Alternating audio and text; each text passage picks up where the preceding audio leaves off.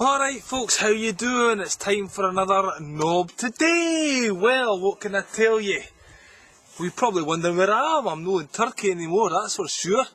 I have came to the UK, and as you can see by the lovely weather, it is a bit colder than Turkey, to say the least. But nice scenery, isn't it? Nice scenery, fucking beautiful green fields. That's one thing about the UK that I do miss. The lovely scenery. And I keep saying the UK because I'm not actually in Scotland. I've came to England at a secret location to do a ceremony, or four ceremonies. I done the first one last night, taking ayahuasca. Yes, I take ayahuasca from time to time when I can. I didn't really ken why, because you know, when you drink a lot of beer and you're sick, you say that's a waste of money.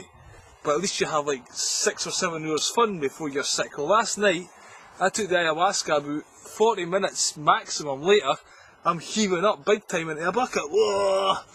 And basically then I passed out and woke up at 9 o'clock this morning. And I paid £100 for that privilege. Aye.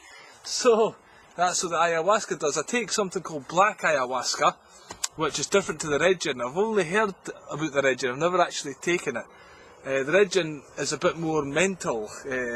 You see, it's a bit more visual. You see snakes and you talk to spirits and all that kind of stuff. But the black gin just basically wipes you out, sends you to a deep healing space. And all the shit I go through in my life, I need constant healing basically. And I didn't actually do that.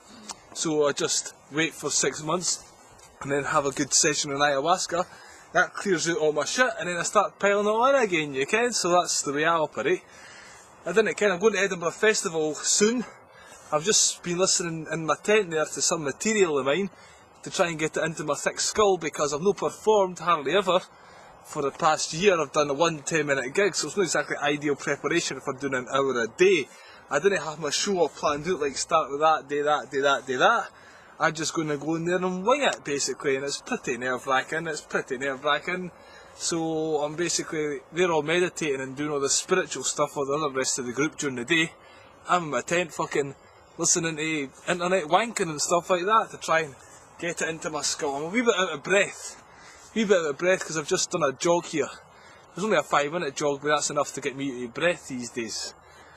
Aye, because my moped got stolen there, so basically when I go back, I'm not going to buy another moped, because I've just spent 5 months on my moped everywhere, and I guess that you get a bit lazy. So I'm severely unfit, so basically that's why I've started to jog, but after 5 minutes, as I said, I'm pretty cream crackered. So that's about it, ladies and gentlemen. Here, I wish I could tell you something more exciting about the ayahuasca. Sick into the bucket, put the bucket outside, passed out. I never shat, because sometimes you run to the bog quite a lot, it comes out both ends, you can. But I didn't think mine was in there long enough to actually get through to my bowels. It just hung around my stomach because I was greedy. Everyone else takes this much in the cup, I says I'll take a full cup. And my stomach didn't like that too much. My brain says you better get that fucking out, or else you'll be in deep trouble. Apparently the ayahuasca kens what it's doing, because it is indeed a spirit. Aye, it's a real spirit, you can. It's a real entity, this ayahuasca. You pray to it, and it kind of gives you answers. I was praying a lot about this festival and what the fuck I'm going to do, and I was dreaming about that all night. The only thing is I can't actually remember what I was dreaming about, because I was drifting in and out of consciousness. So tonight I'm going to actually try and stay conscious, because you actually mix it with other stuff called jurima. And jurima is a plant that's a sorcerer's plant, and basically what that does is it sends you mental. But you mix that with the black ayahuasca, so the ayahuasca takes you down deep, and the mental stuff, the jurima kind of lifts you up, so they're kind of fighting against each other. If you just took all jurima, you'd go fucking loopy, basically, right? And basically you're supposed to stay in your centre, and if you can hold your centre without going mad, that means that you get more of your own power, apparently. Can I just listen to the shaman, he talks, and I say, aye, right pal, what do I need to drink? Half of that, no bother, on we go. So I drank that, and then at the end, after we've been through this trip kind of thing, normally he comes up to you and he blows tobacco smoke on your head and on your heart, and he does some kind of prayer thing and he heals you somehow, ken. He's working with the spirit world, I didn't ken much about it. And normally, so the tobacco he blows on you, but last night we had some tobacco juice. He's got original tobacco from Peru, I think he gets it, or Brazil, with no chemicals in it, you ken.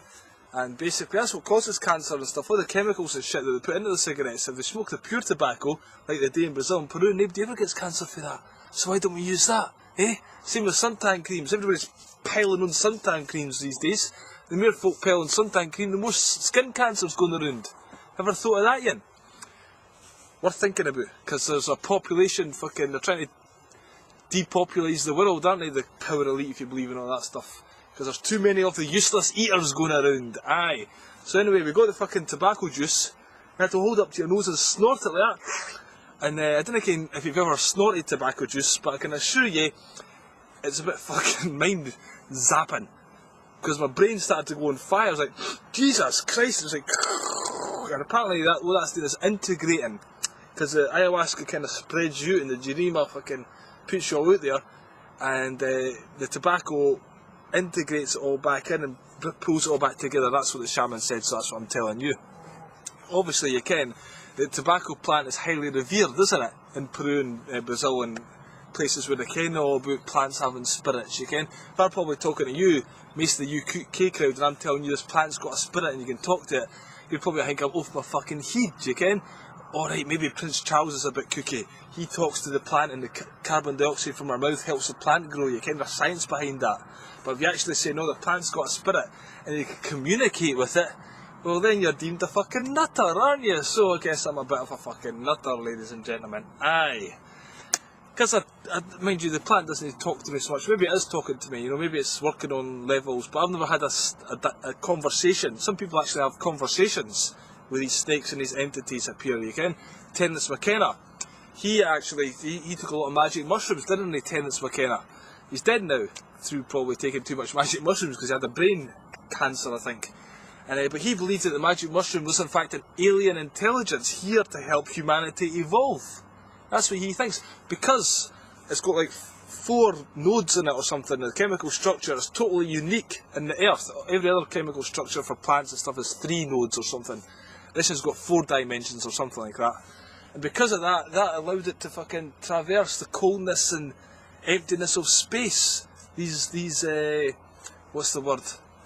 Spores. These spores could come from distant galaxies and they came to Earth to have a symbiotic relationship with man, you see. Because it interacts with our consciousness and he thinks we got our visual acuity from eating magic mushrooms in the grassland of Africa.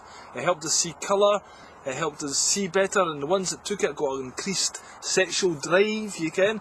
So they were shagging more and they were seeing their prey better, so they're more likely to survive, and they outdone the ones who didn't take the magic mushroom into their diet. So anyway, he thinks it's a magic mushroom, and I was really curious about this, thinking this alien intelligence here to help humanity evolve, because I want to evolve, ladies and gentlemen, I'll tell you the truth, I really do. And kind of a ball bag, but still, I'm an evolving ball bag. You've got to try your best. So one day my mate had about 200 of these things. I says, fuck it, let's get a bash. We had 100 each, put them in a yogurt, walloped them down. And I think Terence McKenna was right. I think he was right. I think they are an alien intelligence here to help humanity evolve. He's bang on. Because see, for the fucking about 6 years after I took them, I was convinced I was Mr. Spock. I was walking around, I started speaking Vulcanese, I thought it was an alien intelligence, you can, a really clever bastard, you can. I thought I had big pointy ears and everything, it was no real. And then the magic mushrooms wore off and I just realised I was plain old Nob again. But for that 6 hours or so there, I felt like a space alien coming at you.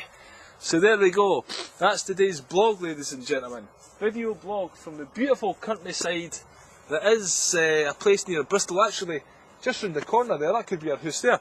This is close to Liz Hurley's house, Liz Hurley's estate.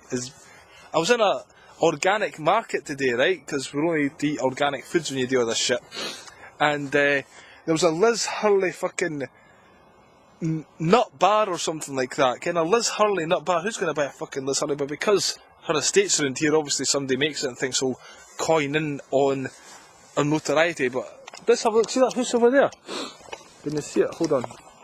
Apparently she lives in a mansion. I've not actually been to the mansion yet. But there's a house there. That looks like a kind of mansion. It's quite big anyway. But anyway, that's what I'll try and do, right? That's what I'll try and do. I'll try and fucking find this Hurley's house. That could be a good blog. And another thing, Prince Charles has got a thing around here as well, a big huge fucking estate with all these amazing trees, right? And it has polo, there's a polo ground there, and they have competitions there where they get horses. Argentina is apparently the world's champions polo players. And they bring horses that are trained for polo for fucking Argentina at the cost of about fucking 70 billion scrollion quid. They have polo games, the guys on horses knocking bits of fucking a ball with a big stick. It's like, even golf's no posh enough for you. You have to get a horse and play golf, and that's fucking super posh, you can. And there's people starving in the world. That's what you've got to come to. There's people starving. People are fucking shipping horses around the world to hit a ball between a fucking pair of sticks, you can. It's that old fucking syndrome again. The fucking pishy fit boss syndrome. Anyway, hope you enjoyed that. And I'll be reporting tomorrow after my next ayahuasca session. Bye bye, over and out. Catch you later.